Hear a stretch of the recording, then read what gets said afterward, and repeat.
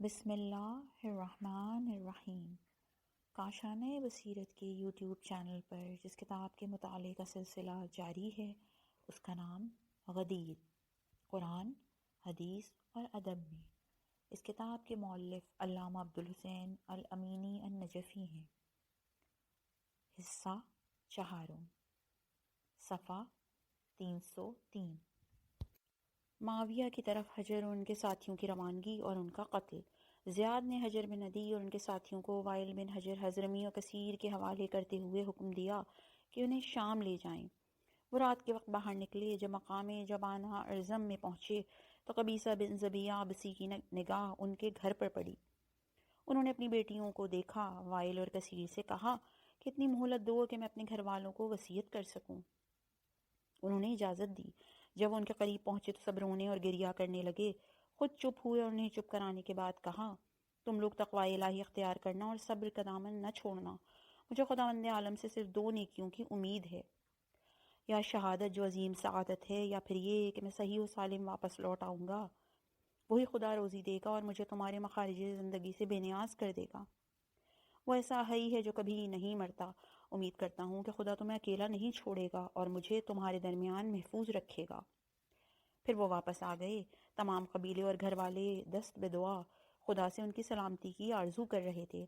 پھر وہاں سے روانہ ہوئے اور دمشق کے قریب مقام مرج عذرا میں پہنچے۔ سب 12 افراد تھے: حجر بن عدی، ارقم بن عبداللہ، شریک بن شداد، سیفی بن فصیل، قبیصہ بن ذبیہ، عاصم بن عوف، ورقہ بن سمی، قدام بن حیان، عبد الرحمن بن حسان، محرز بن شہاب اور عبداللہ بن ہویا۔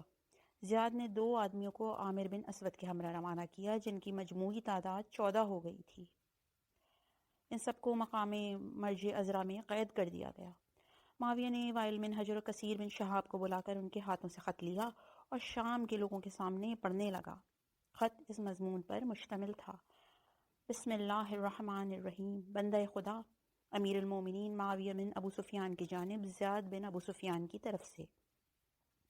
اما بعد، خداوند عالم نے امیر المومنین کے حضور بہترین آزمائش فراہم کرتے ہوئے ان کے دشمنوں کو ان کے ہاتھوں سے گرفتار کروایا ہے، اور جن لوگوں نے خدا کے حقوق سے تجاوز کیا ہے انہیں اسی کے حوالے کر دیا ہے۔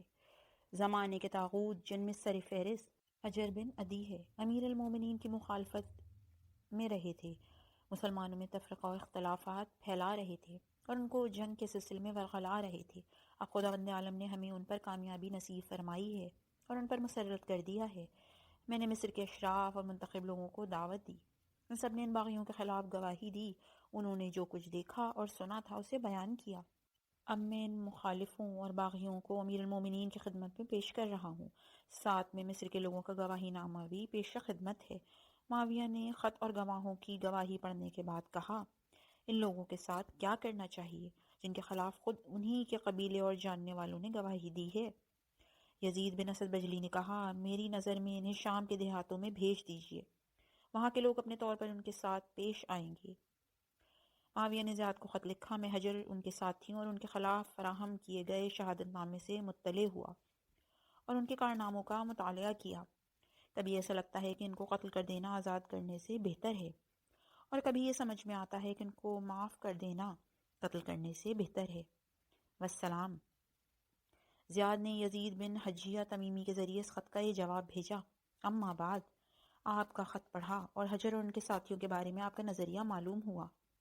اس بات سے میں حیرت زدہ ہوں کہ ان کا کام آپ کے لیے مشتبہ ہے، حالانکہ ان افراد کے خلاف ان لوگوں نے گواہی دی ہے کہ جو ان کے حالات سے زیادہ آگاہ تھے۔ لہٰذا اگر مصر میں آپ کی کوئی ضرورت ہو اور آپ چاہتے ہوں کہ اس کی تکمیل ہو تو پھر حجر اور اس کے ساتھیوں کو میرے پاس نہ بھیجیے گا۔ یزید بن حجیہ انہیں لے کر عذرا پہنچا اور کہا، اے لوگوں، خدا کی قسم میں قتل کے علاوہ تمہاری گلو خلاصی کی کوئی صورت نہیں دیکھتا، کیونکہ مجھے حکم ہے کہ میں تم لوگوں کو قتل کر دوں۔ لہٰذا ایسا کام کرو جس میں تمہارا فائدہ ہو اور تمہاری آزادی کے سلسلے میں کچھ کہہ سکوں۔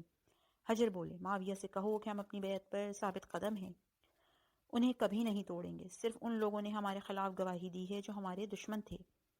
یزید نے زیاد کا خط معاویہ تک پہنچا کر حجر کے خیالات سے مطلع کیا۔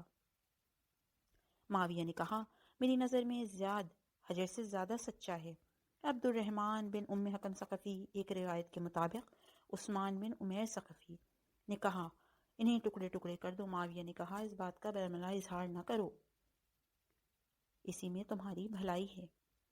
شام کے لوگ سمجھ گئے کہ معاویہ اور عبد الرحمن کیا گفتگو کر رہے ہیں، چنانچہ انہوں نے نعمان بن بشیر کو بلا کر ابن ام حکم کے خیالات سے آگاہ کیا۔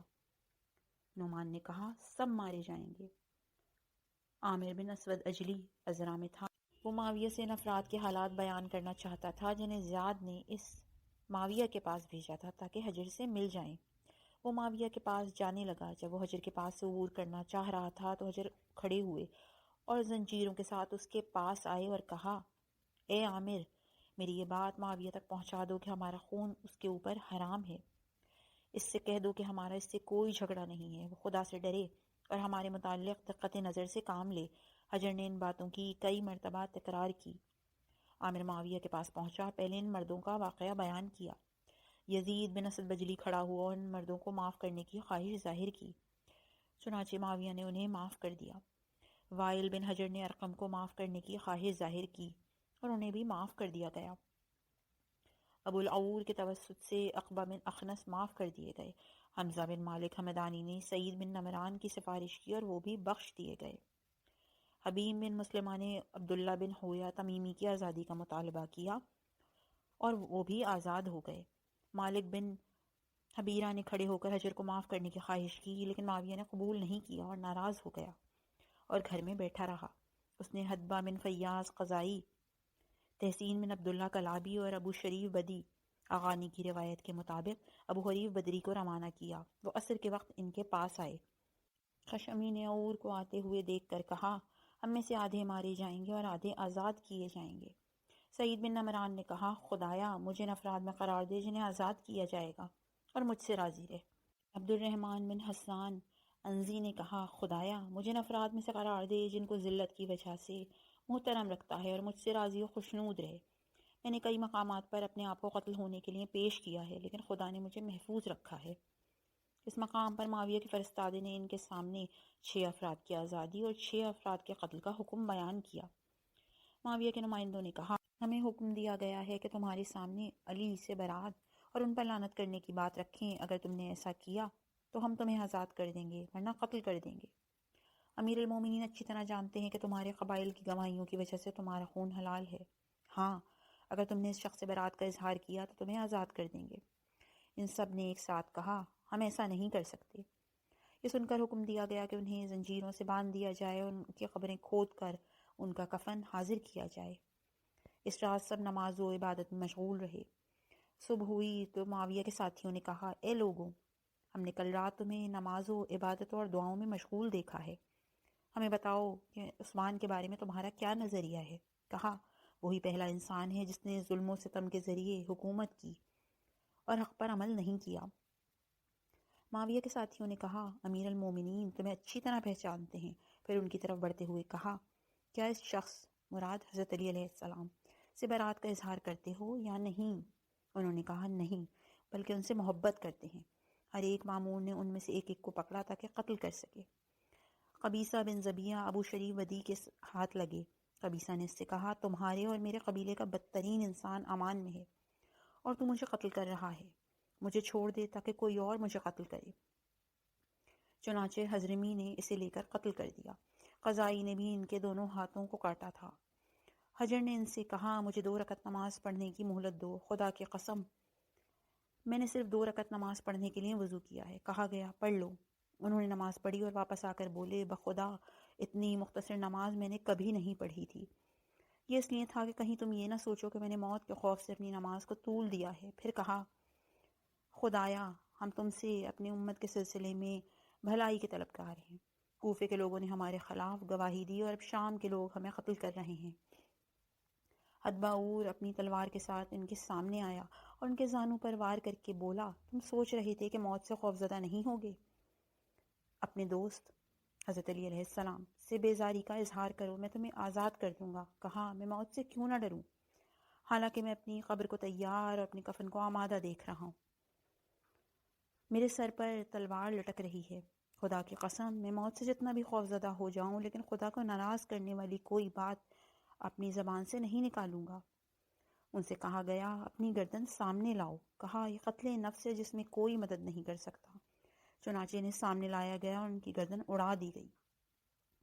اسی طرح انہوں نے سب کو قتل کیا، یہاں تک کہ قتل ہونے والوں کی تعداد 6 افراد تک پہنچ گئی۔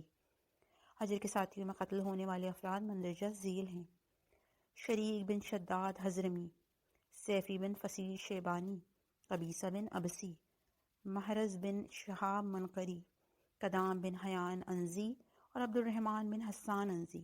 اور آزاد ہونے والے یہ ہیں: کریم بن عفیف خشعمی، عبداللہ بن ہویا تمیمی، عاصم بن اوف بجلی، ورقہ بن سمی بجلی، ارقم بن عبداللہ کندی، عتبہ بن اخنس سعدی اور سعد بن نمران حمدانی۔ علامہ امینی فرماتے ہیں حجر بن عدی کون تھے؟ ان کے ساتھی کیسے لوگ تھے؟ ایسے دردناک اور خطرناک حالات میں گرفتار ہونے سے ان کا مقصد کیا تھا؟ انہوں نے کون سا گناہ کیا تھا جو اس طرح قتل کیے گئے؟ ان کی حتک حرمت کیوں کی گئی اور رگ حیات کیوں کاٹی گئی حالانکہ وہ مسلمان تھے؟ حجر بن عدی عادل صحابہ کرام میں سے ایک تھے، جیسا کہ حاکم نے لکھا ہے وہ اصحاب محمد صلی اللہ علیہ وآلہ وسلم کے راہب تھے۔ استیاب کے مطابق وہ اصحاب میں فاضل جلیل اور کمسنی کے باوجود مستجاب الدعویٰ تھے، جیسا کہ ابن سعد نے لکھا ہے وہ موثق اور مشہور انسان تھے۔ مرزبانی لکھتے ہیں وہ اپنے علاقے سے محترم مہمان کے بطور رسول خدا صلی اللہ علیہ وآلہ وسلم کی خدمت میں آتے تھے۔ بندہ خدا اور زاہد تھے، اپنی ماں کی بہت زیادہ خدمت کرتے تھے، نماز اور روزے کے بہت زیادہ پابند تھے۔ ابو مشعر لکھتے ہیں وہ عابد تھے، ان کا وضو کبھی باطل نہیں ہوتا تھا، وہ جب بھی وضو کرتے تھے نماز پڑھتے تھے۔ الشذرات میں ہے وہ صحابی رسول صلی اللہ علیہ وآلہ وسلم تھے، اپنے علاقے سے محترم مہمان کے عنوان سے رسول خدا صلی اللہ علیہ وآلہ وسلم کی خدمت میں حاضر ہوتے تھے۔ وہ عابد و مجاہد تھے، بہت کرامتوں والے مستجاب الدعویٰ تھے، خدا کے حضور ہمیشہ تسلیم رہتے تھے۔ ابن جنید کتاب الاولیاء میں لکھتے ہیں حجر بن عدی مجرم ہو گئے تو اپنے محافظ سے کہا مجھے پینے والا پانی دو تاکہ غسل کر سکوں، اور کل تک کچھ بھی نہ دو۔ کہا میں ڈرتا ہوں کہ کہیں پیاس سے مر نہ جاؤ اور معاویہ مجھے قتل نہ کر دے۔ راوی کا بیان ہے کہ انہوں نے خدا کو یاد کیا اور ان کے اوپر پانی ڈالا گیا، انہوں نے پانی سے اپنی ضرورت کے مطابق استعمال کیا۔ ان کے ساتھیوں نے کہا خدا کو یاد کیجیے تاکہ وہ ہمیں نجات دے۔ انہوں نے کہا خدایا ہمارے لیے نیکی قرار دے۔ عائشہ نے کہا خدا کی قسم جہاں تک میں جانتی ہوں وہ ایک مسلمان اور حج و عمرہ بجا لانے والے تھے، اور انہوں نے معاویہ سے کہا کیا تم نے حجر اور ان کے ساتھیوں کو قتل کر دیا؟ خدا کی قسم مجھے معلوم ہوا ہے کہ مقام عذرا میں 7 افراد قتل کیے جائیں گے جن کے لیے خدا اور اہل آسمان ناراض ہوں گے۔ امیر المومنین حضرت علی علیہ السلام نے فرمایا اے کوفے والوں، مقام عذرا میں تمہارے 7 برگزیدہ افراد قتل ہوں گے جن کی مثال اصحاب اخدود کی مانند ہے۔ ایک دوسری عبارت میں ہے حجر بن عدی اور ان کے ساتھی اصحاب اخدود کی طرح ہیں۔ معاویہ کو لکھے گئے امام حسین کے خط میں ہے کیا تم حجر بن عدی اور ان کے عبادت گزار نمازی اصحاب کے قاتل نہیں ہو جو ظلم سے انکاری اور بدعتوں کے مخالف تھے، امر بالمعروف اور نہی عن المنکر کرتے تھے، پھر تم نے انہیں سخت قسم کے عہد و پیمان کرنے اور ٹھوس وعدے کرنے کے باوجود خدا پر جرأت کر کے اور اس کے عہد کو خفیف سمجھ کر محض از راہ ظلم و جور شہید کر ڈالا۔ کیا تم عمرو بن حمق کے قاتل نہیں ہو جو رسول خدا صلی اللہ علیہ وآلہ وسلم کے صحابی اور اللہ کے نیک بندے تھے، جنہیں عبادت نے اتنا لاغر کر دیا تھا کہ ان کا جسم خمیدہ اور ان کا رنگ زرد ہو گیا تھا؟ تم نے انہیں امان دینے کے بعد ایسے سخت اور شدید وعدے کیے کہ اگر ایسے وعدے برگوہی سے کیے جائیں تو وہ بھی پہاڑ چھوڑ کر نیچے اتر آئے۔ کیا تم حضرمی کے قاتل نہیں ہو جس کے متعلق زیاد نے تمہیں لکھا تھا کہ وہ علی کے دین پر ہیں، حالانکہ علی کا دین محمد کا دین ہے صلی اللہ علیہ وآلہ وسلم؟ وہ محمد صلی اللہ علیہ وآلہ وسلم جن کی وجہ سے آج تم یہاں بیٹھے ہو، اگر وہ نہ ہوتے تو تمہاری اور تمہارے آباء و اجداد کی عزت بس پھیریاں لگا رہے ہوتے، جاڑے کی پھیری اور گرمی کی پھیری، لیکن خدا نے ہمارے واسطے سے تم پر احسان کیا اور اس عیب سے باہر نکالا۔ یہ ہیں حجر اور ان کے ساتھی۔ ان شائستہ کردار بندوں اور نیک تابعین کا ہدف یہ تھا کہ تمام جگہوں پر ہلاکت آمیز گناہ یعنی ممبروں سے امیر المومنین حضرت علی علیہ السلام پر لعنت کرنے کی ممانعت کریں۔ وہ ہمیشہ معاویہ کے ان تمام سخت ساتھیوں اور اہلکاروں کے چہرے پر گرد و غبار اڑاتے تھے جو امام برحق اور ان کے اولیاء کے متعلق اس عظیم گناہ کے مرتکب ہوتے تھے، یعنی ان سے بری طرح پیش آتے تھے اور انہیں منع کرتے تھے۔ ان افراد کی نیکی اور شائستہ کرداری کسی سے پوشیدہ نہ تھی، حتیٰ مغیرہ پر بھی نہیں جو معاویہ کے گروہ میں سے تھا اور حضرت علی علیہ السلام کے شیعوں کا شدید دشمن تھا۔ چنانچہ مغیرہ سے کہا گیا کہ حجر اور ان کے ساتھیوں کو گرفتار کرے، تو اس نے کہا مجھے پسند نہیں کہ اس شہر کے نیک افراد کو قتل کروں اور ان کے خون سے اپنے ہاتھ رنگین کروں، جس کی وجہ سے وہ سعادت مند اور میں بدبخت ہو جاؤں، دنیا میں معاویہ عزیز ہو جائے اور آخرت اور روز قیامت میں مغیرہ ذلیل و خوار ہو جائے۔ معاویہ کے ساتھیوں نے مقام عذرا میں ان کی زندگی کی آخری رات میں ان کی بہترین نماز و دعا کا مشاہدہ کیا تھا۔ ان کی عبادت پر حیرت زدہ تھے اور خداوند عالم کی اطاعت کو اہمیت کی نگاہ سے دیکھا تھا، لیکن معاویہ کے حکم سے ان کے سامنے امیر المومنین حضرت علی علیہ السلام سے اظہار برات کی بات رکھی تاکہ وہ محفوظ و مامون رہیں، اور انہوں نے ایسا کرنے سے انکار کر دیا۔ اس طرح وہ حضرت علی علیہ السلام کی محبت کی راہ میں قتل ہو گئے، جیسا کہ حاکم نے مستدرک میں لکھا ہے۔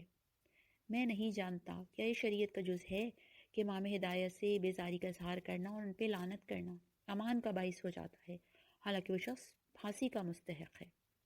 آیا خود اس بات سے بیزاری کا اظہار کرنا ہی ثابت شدہ واجب اور ضروریات دین میں سے ہے، اور جو شخص اسے ترک کرتا ہے اس کا خون بہا دیا جاتا ہے۔ معاویہ ہر چیز سے زیادہ ایسے شخص کے قتل کو پسند کرتا تھا۔ چنانچہ ابن کثیر کی روایت ہے، عبد الرحمن بن حارث نے معاویہ سے کہا تو نے حجر بن ادبر کو قتل کر دیا؟ معاویہ نے کہا میں اس کے ہمراہ 100 آدمی کو قتل کرنے سے زیادہ اسے قتل کرنے کو پسند کرتا ہوں۔ جی ہاں، ہم نہیں جانتے، لیکن معاویہ کی فقاہت اور اس کی شہوتیں اس عمل کو جائز شمار کرتی ہیں۔ حجر اور ان کے شائستہ کردار اور صحیح اسلام کے حامل ساتھیوں نے جب بے وقوفوں اور سفیہوں کی حکومت کی مخالفت کی تو ان کا گناہ کیا تھا؟ جیسے وزغ بن وزغ کی حکومت، قبیلہ ثقیف کا بدکردار اور زناکار کی حکومت، اپنی شرمگاہ کھول دینے والے بسر بن ارتاد کی حکومت، زیاد کی حکومت اور ان کا ظالم خلیفہ فرزند ہند۔ حجر ان کے ساتھی وہی تھے جنہوں نے عہد الہی کو وفا کیا۔ رسول خدا صلی اللہ علیہ وآلہ وسلم کی لائی گئی اور بیان کی گئی تمام باتوں کے مد مقابل خاضع و فروتن رہے۔ ایک رسول خدا صلی اللہ علیہ وآلہ وسلم کی صحیح روایت میں ہے کہ حضرت نے جابر سے فرمایا خداوند عالم تمہیں بے وقوفوں کی حکومت سے محفوظ رکھے۔ جابر نے عرض کی بے وقوفوں کی حکومت کون سی ہے؟ فرمایا وہ حاکم جو میرے بعد آئیں گے اور میری سیرت و روش کی اقتداء نہیں کریں گے اور میری سنت پر عمل نہیں کریں گے، لہٰذا جو ان کے جھوٹ کی تصدیق کرے اور ان کے ظلم و ستم میں ان کی مدد کرے وہ مجھ سے نہیں ہے، وہ حوض کوثر پر داخل نہیں ہوگا، اور جو لوگ ان کے جھوٹ کی تصدیق نہ کریں گے اور ان کے ظلم و ستم میں ان کی مدد نہ کریں گے وہ مجھ سے ہیں اور میں ان سے ہوں، اور وہی حوض کوثر پر مجھ پر وارد ہوں گے۔ معاویہ کے پاس لچر و پوچ کلمات سے وابستہ ہونے کے علاوہ ان منتخب افراد کو قتل کرنے کے سلسلے میں کوئی بہانہ نہیں تھا۔ اس کی جواب دہی کے سلسلے میں مختلف بہانے تراشتا تھا، جیسے وہ کہتا تھا میں نے ان کے قتل میں امت کی صلاح اور ان کے باقی رہنے میں امت کی بربادی دیکھی۔ کبھی کہتا میں نے لوگوں کی صلاح کی وجہ سے ایک شخص کی موت کو اس بات سے بہتر خیال کیا کہ وہ زندہ رہے اور لوگوں کو گمراہ کرے۔ کیا امیر المومنین حضرت علی علیہ السلام پر لعنت کرنے اور ان سے بیزاری کا اظہار کرنے نیز ان کے شیعوں سے دشمنی ہی میں لوگوں کی صلاح و کامیابی تھی؟ اس سلسلے میں غور و فکر کریں، شاید اسلام کے علاوہ کسی اور شریعت میں اس کی کوئی دلیل مل ہی جائے۔ یا وہ کہتا تھا میں نے انہیں قتل نہیں کیا ہے بلکہ جن لوگوں نے ان کے خلاف گواہی دی ہے انہوں نے قتل کیا ہے۔ یا کہتا تھا میں کیا کروں، زیاد نے مجھے خط لکھا اور ان کا مسئلہ انتہائی شدت پسندی کے ساتھ پیش کیا اور کہا کہ میری حکومت میں ایسا خلا پیدا کر دیں جس کی بھرپائی نہیں ہو پائے گی۔ وہ کہتا تھا سمیہ کے بیٹے نے مجھے اس کام پر مجبور کیا اور میں نے وہ کر دیا۔ خداوند عالم لاو غذائی اور بے حیائی کی مٹی پلید کرے، کیا زیاد اس کا حاکم تھا یا وہ زیاد کا، جس کے اشارے پر وہ اتنے عظیم گناہوں کا مرتکب ہو گیا؟ کیا شائستہ کردار افراد کا خون ایک فاسق و فاجر اور لاؤبالی شخص کے کہنے پر بہایا جا سکتا ہے؟ حالانکہ خداوند عالم فرماتا ہے بسم اللہ الرحمن الرحیم یا ایہا الذین آمنوا ان جاءکم فاسق بنبأ فتبینوا أن تصيبوا قوما بجهالة فتصبحوا على ما فعلتم نادمين۔ ایمان والو، اگر کوئی فاسق کوئی خبر لے کر آئے تو اس کی تحقیق کرو، ایسا نہ ہو کہ کسی قوم تک ناواقفیت میں پہنچ جاؤ اور اس کے بعد اپنے اقدام پر شرمندہ ہونا پڑے۔ سورہ حجرات آیت 6۔ لیکن زیاد کو ابو سفیان سے ملحق کرنے کے بعد معاویہ اسی بات کو پسند کرتا تھا کہ اس کی رضایت و خوشنودی سے منحرف نہ ہو اور اس کی رضایت کے ذریعے کینہ و دشمنی پروان چڑھے، خواہ زیاد کی رضایت و خوشنودی اسے ان افراد سے دور کرے جو متذکرہ آیہ مبارکہ کے مخاطب واقع ہوئے ہیں کہ معاویہ خداوند عالم سے ملاقات کے دن مندرجہ ذیل آیات مبارکہ کے مقابل اپنے پوچھ و باطل دلائل کو پیش کر سکتا ہے یا اس کے لیے مفید ہو سکتا ہے۔ وَلَا تَقْتُلُوا النَّفْسَ الَّتِي حَرَّمَ اللَّهُ إِلَّا بِالْحَقِّ، جس کے خون کو خداوند عالم نے حرام قرار دیا ہے اسے قتل نہ کرو مگر سوائے حق کے ساتھ۔ سورہ اسراء آیت 33۔ وَمَا كَانَ لِمُؤْمِنٍ أَن يَقْتُلَ مُؤْمِنًا إِلَّا خَطَأً سے لے کر وَمَن يَقْتُلْ مُؤْمِنًا مُتَعَمِّدًا فَجَزَاؤُهُ جَهَنَّمُ خَالِدًا فِيهَا وَغَضِبَ اللَّهُ عَلَيْهِ وَلَعَنَهُ وَأَعَدَّ لَهُ عَذَابًا عَظِيمًا۔ کسی مومن کو یہ حق نہیں ہے کہ وہ کسی مومن کو قتل کر دے مگر غلطی سے، اور جو بھی کسی مومن کو قصداً قتل کر دے گا اس کی جزا جہنم ہے، اسی میں ہمیشہ رہنا ہے اور اس پر خدا کا غضب بھی ہے اور خدا لعنت بھی کرتا ہے اور اس نے اس کے لیے عذاب عظیم بھی مہیا کر رکھا ہے۔ سورہ نساء آیت 92-93۔ ان الذين يكفرون بآيات الله ويقتلون النبيين بغير حق ويقتلون الذين يأمرون بالقسط من الناس فبشرهم بعذاب عليم۔ جو لوگ آیات الہیہ کا انکار کرتے ہیں اور ناحق انبیاء کو قتل کرتے ہیں اور ان لوگوں کو قتل کرتے ہیں جو عدل و انصاف کا حکم دینے والے ہیں، انہیں دردناک عذاب کی خبر سنا دیجیے۔ وعباد الرحمن الذین یمشون علی الارض ہونا ولا یقتلون النفس التي حرم اللہ الا بالحق ولا یزنون ومن یفعل ذلك یلقى اثاما۔ اور اللہ کے بندے وہی ہیں جو زمین پر آہستہ چلتے ہیں اور کسی بھی نفس کو اگر خدا نے محترم قرار دے دیا ہے تو اسے حق کے بغیر قتل نہیں کرتے، اور زنا بھی نہیں کرتے ہیں کہ جو ایسا عمل کرے گا وہ اپنے عمل کی سزا بھی برداشت کرے گا۔ سورہ فرقان آیت 63-68۔ کیا معاویہ کے لیے یہی کافی نہیں تھا کہ اس نے خود ہی رسول خدا صلی اللہ علیہ وآلہ وسلم سے یہ حدیث روایت کی ہے، ہر گناہ کی بخشش کی امید ہے مگر وہ شخص جو کافر مر جائے یا وہ شخص جو ایک بندہ مومن کو جان بوجھ کر قتل کرے۔ کیا اس نے خود ہی اپنے گناہگار ہاتھوں سے امیر المومنین حضرت علی علیہ السلام کو یہ خط نہیں لکھا؟ میں نے رسول خدا صلی اللہ علیہ وآلہ وسلم کو فرماتے ہوئے سنا کہ اگر اہل ثنا و عدن کسی ایک مسلمان کے قتل پر متفق ہو جائیں تو خداوند عالم انہیں ناک کے بل جہنم میں جھونک دے گا۔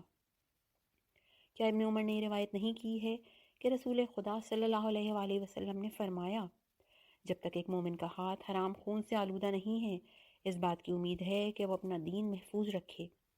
کیا براء بن عازب نے رسول خدا صلی اللہ علیہ وآلہ وسلم سے روایت نقل نہیں کی ہے؟ خدا کے حضور دنیا کی نابودی بغیر حق ایک بندہ مومن کے قتل سے زیادہ آسان ہے۔ اس روایت کو بہقی اور ابن ماجہ نے نقل کیا ہے۔ اصفہانی نے اس عبارت کا بھی اضافہ کیا ہے، اگر آسمان و زمین پر رہنے والے ایک بندہ مومن کے قتل میں شریک ہوں تو خداوند عالم سب کو جہنم میں داخل کر دے گا۔ ایک دوسری روایت میں بریدہ نے رسول خدا صلی اللہ علیہ وآلہ وسلم سے نقل کیا ہے کہ خدا کی نظر میں مومن کا قتل دنیا کی نابودی سے عظیم ہے۔ ایک حدیث میں ابو ہریرہ کے طریق سے مروی ہے، اگر آسمان و زمین والے ایک مومن کا خون بہانے میں شریک ہوں تو خداوند عالم سب کو جہنم میں ڈال دے گا۔ ایک دوسری حدیث میں ابن عباس سے مروی ہے، اگر آسمان و زمین پر رہنے والے ایک شخص کے قتل میں شریک ہوں تو خداوند عالم سب کو عذاب میں مبتلا کر دیتا ہے مگر یہ کہ کوئی مصلحت ہو۔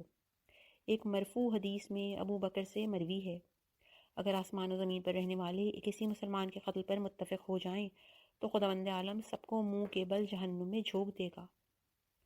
ابن عباس کے طریق مرفوع حدیث مروی ہے، خدا کی نظر میں بدترین شخص وہ ہے جو حرم الہی میں کافر ہو جائے، اسلام میں جاہلیت کی سنت کو ترویج دے اور ناحق ایک شخص کا خون بہا دے۔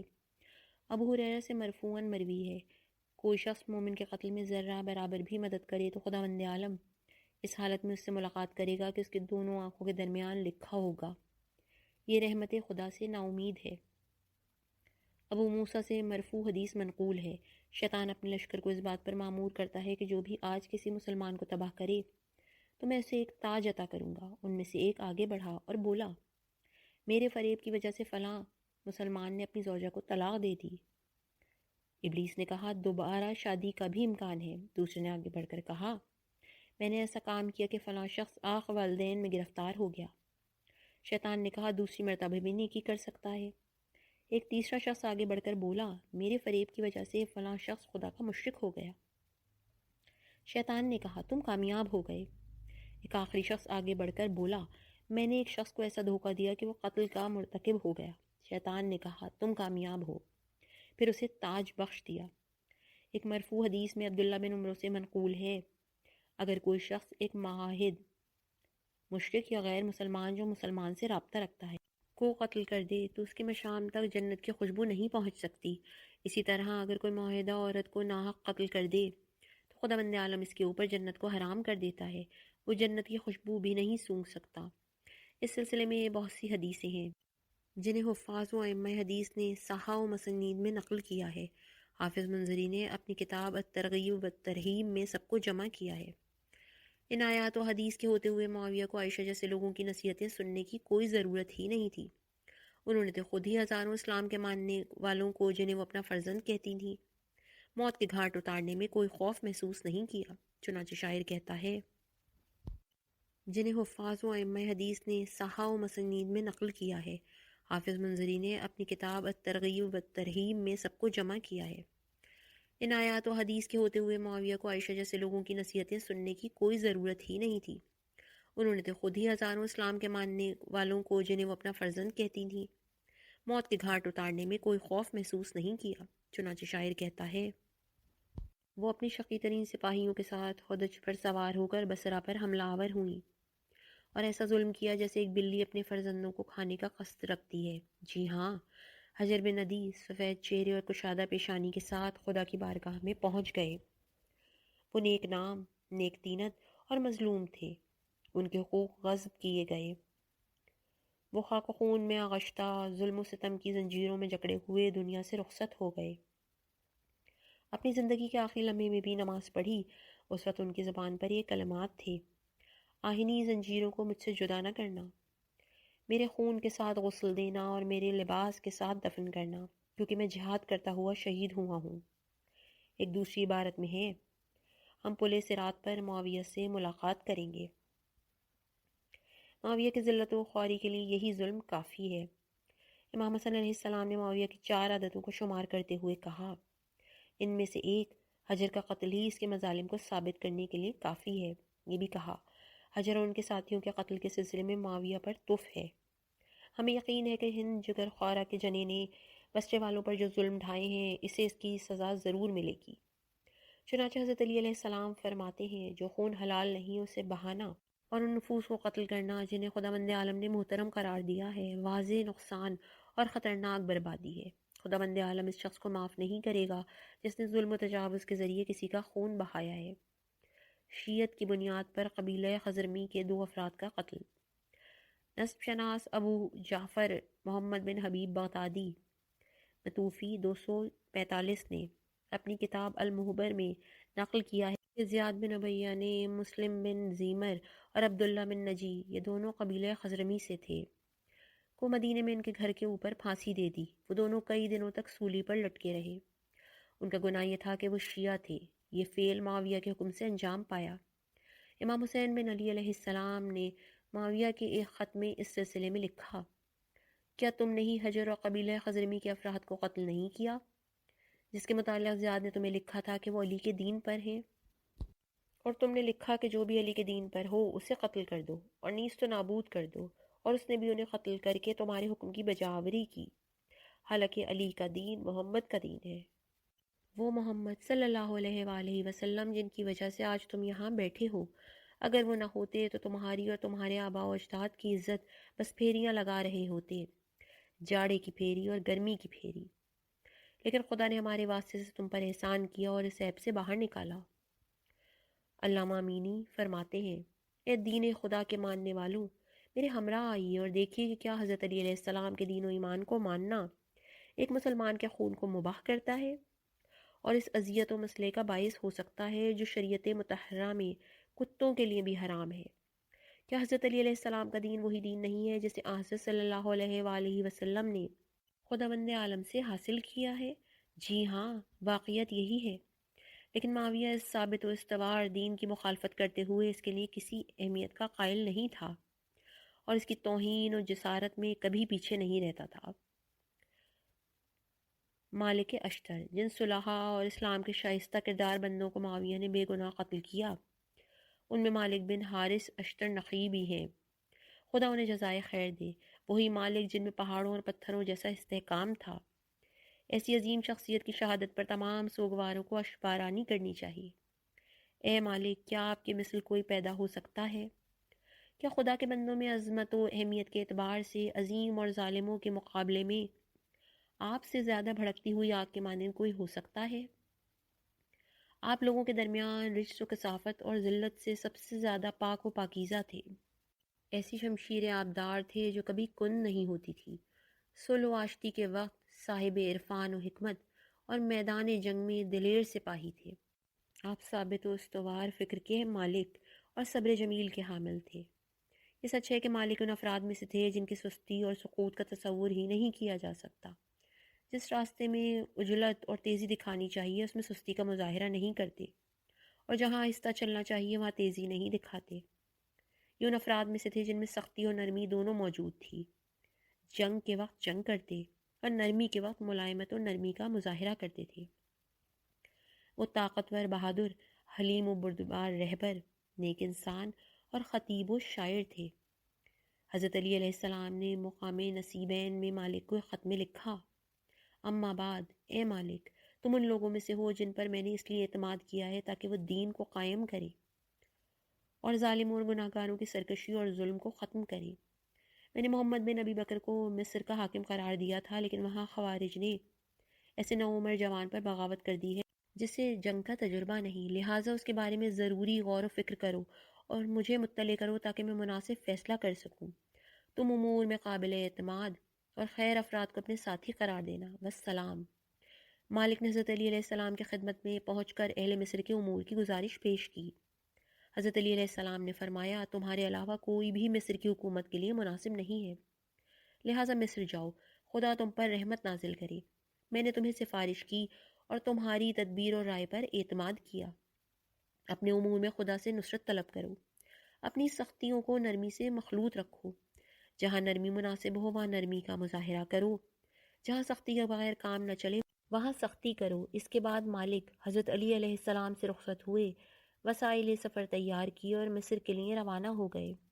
معاویہ کے جاسوسوں نے اسے خبر دی کہ علی علیہ السلام نے مصر کی حکومت مالک اشتر کے سپرد کی ہے۔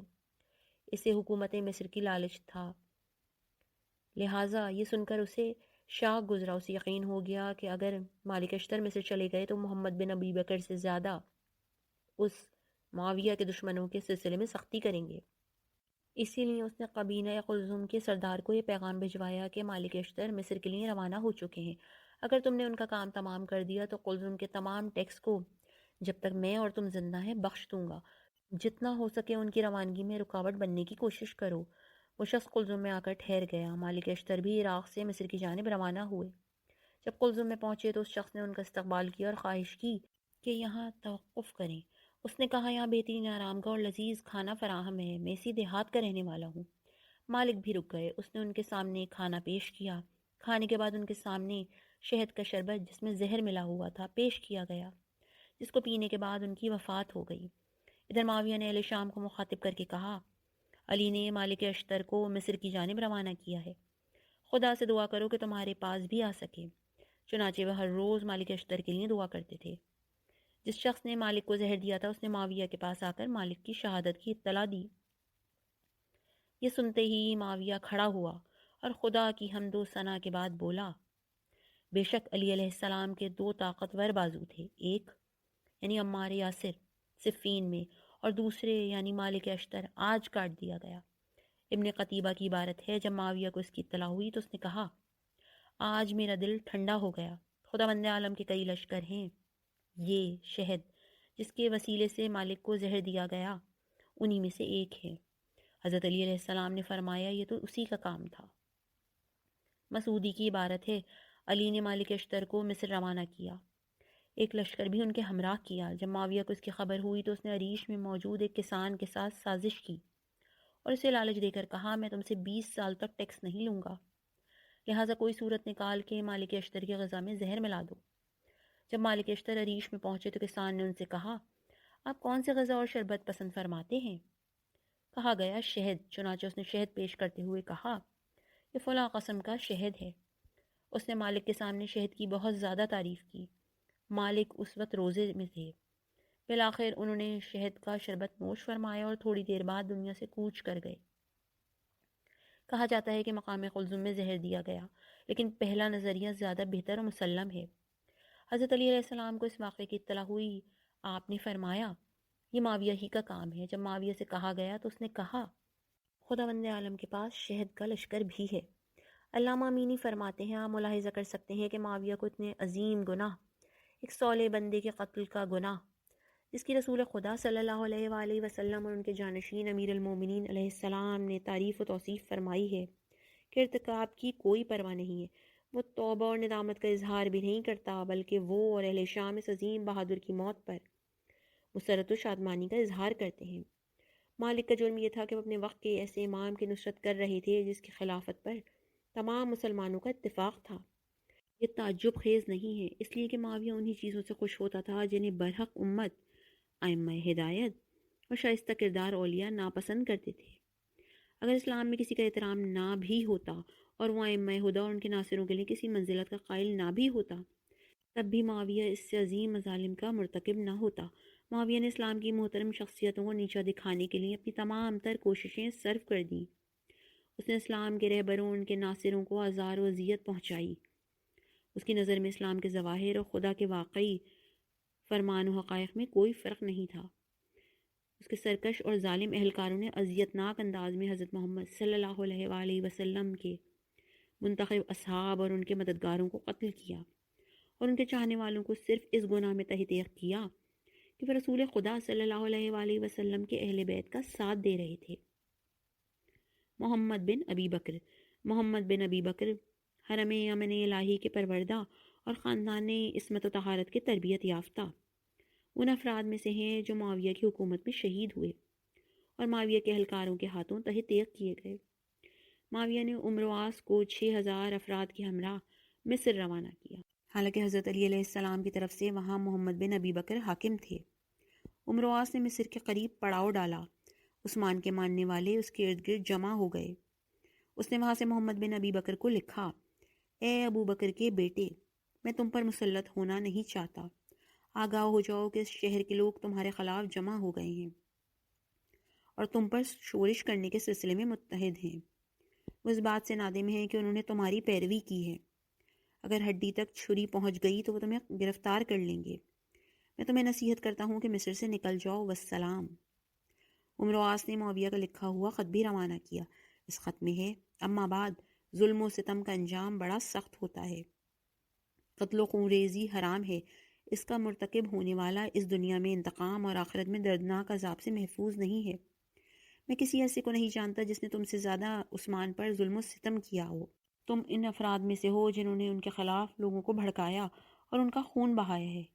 کیا تم سمجھتے ہو کہ میں ان تمام باتوں سے چشم پوشی کر لوں گا یا بھول جاؤں گا؟ تم ان شہروں میں حکومت کرنے کے لیے پہنچ گئے جہاں ان عثمان کے چاہنے والے موجود ہیں۔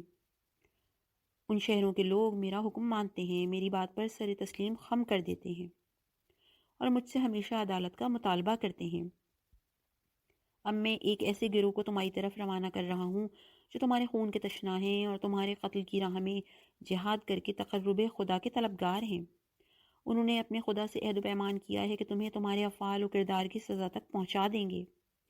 اگر وہ تمہارے قتل سے بھی راضی و خوشنود ہوں تو میرے لیے کوئی نقصان نہیں ہے۔ میں چاہتا ہوں کہ عثمان کے ساتھ دشمنی اور ان کی رگ حیات کاٹنے کے سلسلے میں تم نے جو ظلم و ستم کیا ہے اس کی وجہ سے تمہیں قتل کر دیا جائے، لیکن خاندان قریش کے ایک شخص کو اس طرح قتل کرنا مجھے پسند نہیں۔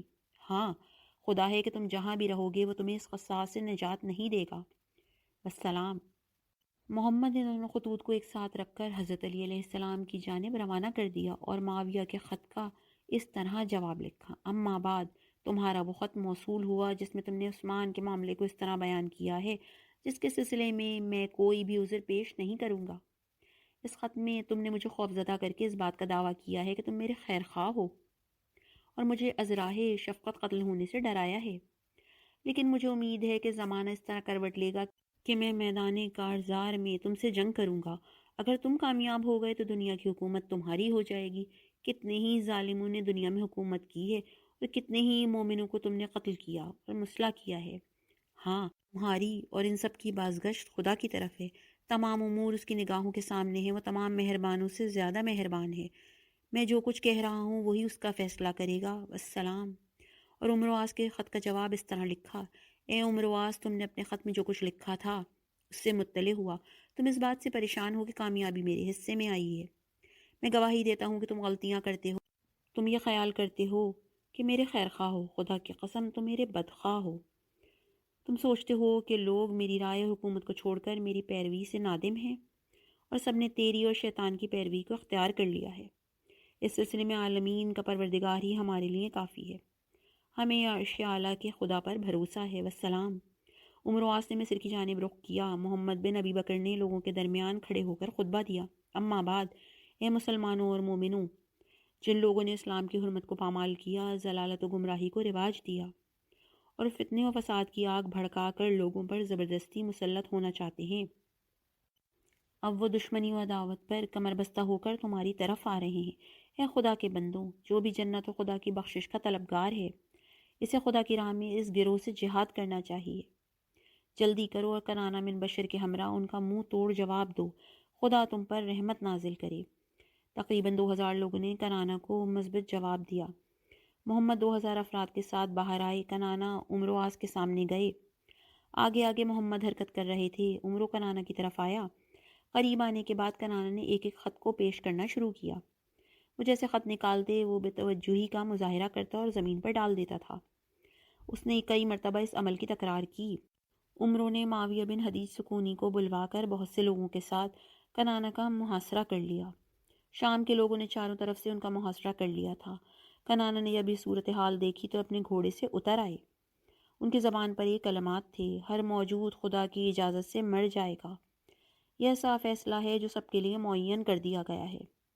جو بھی اس دنیا کی جزا چاہتا ہے ہم اسے دیں گے، اور جو آخرت کی جزا کا طالب ہے ہم اسے بھی دیں گے۔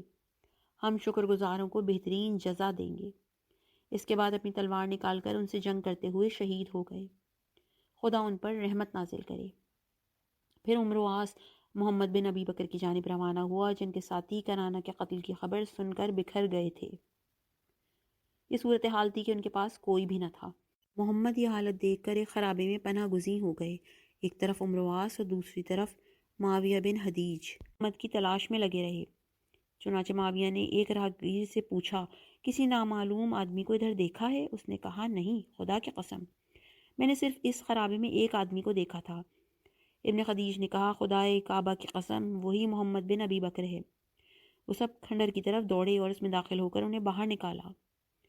وہ شدت تشنگی سے جاں بلب تھے۔ وہاں سے مصر کے زندان میں لایا گیا۔ ان کا بھائی عبد الرحمن بن ابی بکر عمرواس پر بھڑک اٹھا: کیا تم میرے بھائی کو قتل کرنا چاہتے ہو؟ کسی کو معاویہ بن حدیج کے پاس بھیج کر اس عمل سے روکو۔ عمرواس نے ابن حدیج سے سفارش کی کہ محمد بن ابی بکر کو اس کے پاس بھیج دیا جائے۔ معاویہ نے کہا: تم کنانہ بن بشر کو تو قتل کر دو اور میں محمد بن ابی بکر کو چھوڑ دوں؟ یہ محال ہے۔ کیا تمہارے کافر ان سے بہتر تھے یا تمہاری کتابوں میں اس سے برات کا اظہار کیا گیا ہے؟ محمد نے ان سے کہا: مجھے پینے کے لیے تھوڑا پانی دو۔ معاویہ بن حدیج نے کہا: خدا اس شخص کو سیراب نہ کرے جو تمہیں ایک قطرہ پانی دے۔ تم نے عثمان کو پانی نہیں دیا، انہیں روزے کی حالت میں قتل کر دیا۔ انہوں نے مہر و محبت کی شراب پی کر جنت میں خدا کا دیدار کیا۔ اے ابن ابی بکر، خدا کی قسم، میں تمہیں قتل کروں گا تاکہ تم جہنم میں جلتا ہوا پانی پی سکو۔ محمد نے جواب میں کہا، اے یہودی عورت کے جنے، تو ایسا نہیں کر سکتا۔ یہ خداوند عالم ہے جو اپنے بندوں کو سیراب کرتا ہے اور تم اور تمہارے ساتھیوں جیسے دشمنوں کو تشنکام رکھتا ہے۔ خدا کی قسم، اگر میرے ہاتھ میں تلوار ہوتی تو تم میں سے کوئی بھی ایسی جرت نہیں کرتا۔ ابن حدیج نے جواب میں کہا، کیا تم جانتے ہو کہ تمہارے ساتھ کیا کروں گا؟ تمہیں گدھے کی کھال میں ڈال کر آگ لگا دوں گا۔ محمد نے کہا، تجھ جیسے بہتوں نے اولیاء خدا کے اوپر ایسے مظالم ڈھائے ہیں۔ مجھے امید ہے کہ جو آگ تو مجھے جلانے کے لیے روشن کرے گا، خداوند عالم اسے ٹھنڈے کر دے گا۔ اس نے اپنے خلیل ابراہیم کے ساتھ بھی ایسا ہی کیا تھا۔ وہ تو اور تیرے اہلکار کے ساتھ وہی کرے گا جو نمرود اور اس کے چاہنے والوں کے ساتھ کیا تھا۔ خداوند عالم تجھے اور جس کا تو نے ابھی نام لیا ہے، عثمان، اور تیرے رہبر معاویہ کو اسی آگ میں جلائے گا جو تیرے سامنے شعلہ ور ہے۔ ابن حدیج نے کہا، میں تمہیں صرف عثمان کی وجہ سے قتل کروں گا۔ محمد نے کہا، تجھے عثمان سے کیا واسطہ؟ عثمان نے ظلم و ستم کے ساتھ رفتار کیا اور قرآن مجید کے احکام میں تغیر و تبدل کیا۔ خدا کا ارشاد ہے، وَمَن لَّمْ يَحْكُم بِمَا أَنزَلَ اللَّهُ فَأُولَٰئِكَ هُمُ الْفَاسِقُونَ، جو بھی تنزیل خدا کے مطابق فیصلہ نہ کرے گا وہ فاسقوں میں شمار ہوگا۔ مائدہ آیت 47۔ اسی لیے ہم نے اس سے انتقام لیا اور اسے قتل کیا۔ اب تو اور تمہارے ساتھی اس کی تعریف کر رہے ہو۔ خداوند عالم ہمیں ان گناہوں سے مبرہ و پاک قرار دے جن کا وہ مرتکب ہوا ہے۔ ہاں، تو ان گناہوں اور جرائم میں اس کا شریک ہے۔ راوی کا بیان ہے کہ یہ سن کر معاویہ سخت غضبناک ہوا اور انہیں قتل کرنے کا حکم صادر کر دیا۔ چنانچہ انہیں ایک کھال میں ڈال کر اس میں آگ لگا دی گئی۔ عائشہ نے واقعہ سن کر بہت زیادہ گریہ وزاری کی اور نماز کے بعد معاویہ اور عمروں پر لعنت کی۔ نجوم الزہرا میں ہے کہ ان کا سر کاٹ کر شام میں معاویہ بن ابی سفیان کے پاس بھیج دیا گیا، چنانچہ یہ سر پورے شام میں پھرایا گیا۔ اسلام میں پہلا سر تھا جسے اس طرح پھرایا گیا۔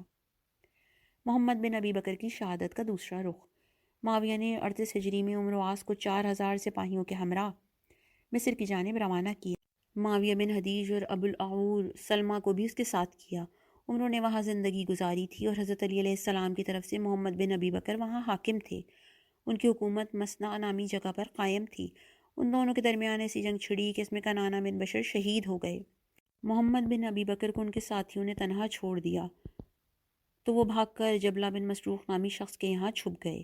کچھ دنوں بعد ان کا ٹھکانہ معلوم ہو گیا اور معاویہ بن حدیج اور اس کے ساتھیوں نے ان کا محاصرہ کر لیا۔ اس صورتحال کو دیکھ کر محمد بن ابی بکر باہر آئے اور ان سے جنگ کرتے ہوئے شہید ہو گئے۔ معاویہ بن حدیج اور عمر و عاص نے انہیں ایک کھال میں رکھ کر آگ لگا دی۔ یہ دردناک واقعہ مصر کے قوم شریک نامی جگہ پر رونما ہوا۔ منقول ہے کہ ظلم اس وقت کیا گیا جب محمد بن ابی بکر کے جسم میں رمق حیات باقی تھی۔ معاویہ اور اس کے ساتھیوں کو جب یہ واقعہ معلوم ہوا تو بہت خوش ہوا۔ محمد بن ابی بکر کی شہادت پر معاویہ کی خوشحالی و مسرت کا واقعہ حضرت علی علیہ السلام کو معلوم ہوا تو آپ نے فرمایا، جتنا وہ خوش ہیں ہم اتنا ہی غم زدہ۔ آغاز جنگ سے لے کر میں نے ابھی تک کسی پر اتنا زیادہ گریہ نہیں کیا۔ وہ میرا تربیت یافتہ تھا، میں اسے اپنا بیٹا کہتا تھا۔ اتنا غم و اندوہ بے وجہ نہیں ہے، اس لیے کہ وہ نیک شخص و میرا بھتیجا تھا۔ ہم خدا کی راہ میں قربانی پیش کرتے ہیں۔ محمد بن ابی بکر ماں کی طرف سے عبداللہ بن جعفر بن ابی طالب کے بھائی تھے۔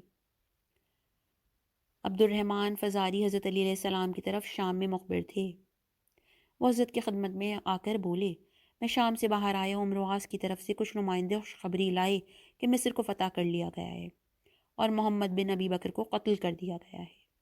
انہوں نے ممبروں پر بھی اس کا اعلان کیا، اے امیر المومنین، میں نے ابھی تک ایسی خوشحالی بہت کم دیکھی ہے۔ محمد کے قتل کی خبر سن کر شام کے لوگوں کی مسرت بے نظیر تھی۔ حضرت علی علیہ السلام نے فرمایا، لیکن ہمارا غم و اندوہ ان کی مسرت سے کئی گنا زیادہ ہے۔ آپ اتنے غمگین تھے کہ اس کے آثار آپ کے چہرے پر نمایاں تھے۔ حضرت نے لوگوں کے درمیان خطبہ دیا، خدا کی حمد و ثنا اور رسول خدا صلی اللہ علیہ وآلہ وسلم پر درود و سلام کے بعد فرمایا، خبردار، مصر کو ظالموں اور فسق و فجور کے طرفداروں نے فتح کر لیا ہے۔ یہ وہ لوگ ہیں جو خدا کی راہ میں بن ڈال کر اسلام کو گمراہی کے راستے پر لے گئے۔ آگاہ ہو جاؤ کہ محمد بن ابی بکر خدا کی راہ میں شہید ہوئے ہیں، خدا اس پر رحمت نازل کرے، ہم اسے خدا کی بارگاہ میں دیکھ رہے ہیں۔ ابو عمر سے مروی ہے کہ محمد بن ابی بکر کو عمر و عاص کے سامنے لایا گیا۔ عمروں نے زہر سے انہیں شہید کر دیا۔ شعبہ اور ابن عینیہ نے عمرو بن دینار سے روایت کی ہے کہ محمد بن ابی بکر کو گرفتار کر کے عمرو عاص کے سامنے لایا گیا۔ اس نے کہا کیا کوئی عہد و پیمان ہے؟ کیا کسی سے کوئی وعدہ کیا ہے؟ انہوں نے کہا نہیں۔ یہ سن کر ان کے قتل کا حکم صادر کر دیا۔ حضرت علی علیہ السلام ہمیشہ محمد بن ابی بکر کی تعریف و توصیف کرتے تھے اور ان کی فضیلت بیان کرتے تھے کیونکہ وہ عابد و مجاہد تھے۔ علامہ مینی فرماتے ہیں اس تباہ کار کے بیٹے عمرو عاص سے ایسے دردناک مظالم و جنایتیں بعید نہیں ہیں۔ یہ تمام مظالم صرف اور صرف ہند کے بیٹے کی قربت حاصل کرنے کے لیے انجام دیے جاتے تھے اور ان افراد کے ہاتھوں انجام پذیر ہوتے تھے جو شائستہ کردار بندوں کا خون بہانے میں کوئی خوف محسوس نہیں کرتے تھے۔ ایسے افراد تھے جو خواہشات نفس کے بری طرح اسیر تھے۔ فرض کریں کہ ان کے خیال کے مطابق محمد نے عثمان کے خلاف وہ تمام اقدامات کیے، پھر بھی حیرت کی بات ہے کہ ان کی خون خواہی کے لیے وہ معاویہ اٹھ کھڑا ہوا جس نے عثمان کے مطالبے کے باوجود ان کی نصرت نہیں کی اور کوئی جواب نہیں دیا، یا عمرو عاص جیسا شخص اس کی حمایت کر رہا ہے جس نے عثمان کے قتل پر مسرت و شادمانی کا اظہار کیا۔ اس نے کہا تھا میں ابو عبداللہ نے اسے قتل کیا ہے۔ اس وقت میں وادی صبا میں تھا۔ اسی نے کہا تھا میں ابو عبداللہ ہوں، جب کسی زخم کو کریدتا ہوں تو خون نکال دیتا ہوں۔ اس نے ان چوپانوں کو بھی اس کے خلاف بھڑکا دیا تھا جو پہاڑ کی بلندی پر بھیڑ چراتے تھے۔ وہ فتنہ انگیزی میں مشغول تھا۔ معاویہ نے ان سپاہیوں کو عائشہ کی جانب کیوں نہیں روانہ کیا جو لوگوں کے درمیان یہ آواز بلند کر رہی تھی اس احمق بڈھے کو قتل کر دو، خدا اسے قتل کرے، یہ کافر ہو گیا ہے۔ اس نے طلحہ و زبیر کے پاس ان سپاہیوں کو کیوں نہیں بھیجا جو عثمان کے سب سے بڑے دشمن تھے؟ طلحہ ہی نے عثمان کے محاصرے کے دوران ان تک پانی نہیں پہنچنے دیا اور لوگوں کو ان کی مدد سے روکا۔ وہی مانے ہوئے کہ عثمان کو مدینے میں سپرد خاک کیا جائے، چنانچہ وہ یہودیوں کے قبرستان حشقوقب میں دفن کیے گئے۔ ان تمام باتوں کی تفصیل نویں جلد میں پیش کی گئی۔ شہرستانی ملل النحل میں لکھتے ہیں عثمان کے سپاہیوں کے سردار یہ افراد تھے: معاویہ شام کا سردار، سعید بن ابی وقاص کوفے کا گورنر، اس کے بعد ولید بن عقبہ، عبداللہ بن عامر بصرہ کا گورنر، عبید اللہ بن ابی سرہ مصر کا عامل۔ ان سب نے عثمان کو تنہا چھوڑ دیا، چنانچہ وہ اپنے کیفر کو پہنچ گئے۔ جی ہاں، عثمان کو قتل کرنے والے یہ لوگ تھے۔ معاویہ تو چاہتا تھا کہ صرف حضرت علی علیہ السلام کے چاہنے والوں سے عثمان کا قصاص لے، انہیں جہاں دیکھے وہیں پر دردناک طریقے سے قتل کر دیتا تھا۔ فرض کریں محمد بن ابی بکر ہی عثمان کے قاتل تھے، دوسروں کی شرکت کے سلسلے میں کوئی دلیل بھی ہے؟ ان کے لیے قصاص کا حکم صادر کر دیا گیا ہے کیونکہ قصاص میں معاشرے کی زندگی ہے۔ کیا شریعت اسلام میں ایسا کوئی قصاص ہے کہ مجرم کو کھال میں ڈالنے کے بعد نذر آتش کر دیا جائے اور اس کے سر کو پورے شہر میں بہرایا جائے؟ محمد بن ابی بکر کے ساتھ جو سلوک کیا گیا وہ خدا کے دین میں صحیح ہے یا معاویہ اور اس کے آباء و اجداد کے بت حبل کے دین میں رائج ہے؟ نحن نقص علیک نبأہم بالحق، ہم آپ کو ان کے واقعات بالکل سچے سچے بتا رہے ہیں۔ سورہ کہف آیت 13۔ فسوف یأتیہم انبأ ما کانوا بہ یستہزئون، ان قریب ان کے پاس جن چیزوں کا مذاق اڑاتے تھے ان کی خبریں آنے والی ہیں۔ سورہ انعام آیت 5۔ ان الحکم الا للہ یقص الحق وہو خیر الفاصلین، حکم صرف اللہ کے اختیار میں ہے، وہی حق کو بیان کرتا ہے اور وہی بہترین فیصلہ کرنے والا ہے۔ سورہ انعام آیت 57۔ یہاں اس حصے کا اختتام کرتے ہیں، اگلی بار یہیں سے ادامت دیں گے۔ والسلام علیکم ورحمۃ اللہ وبرکاتہ۔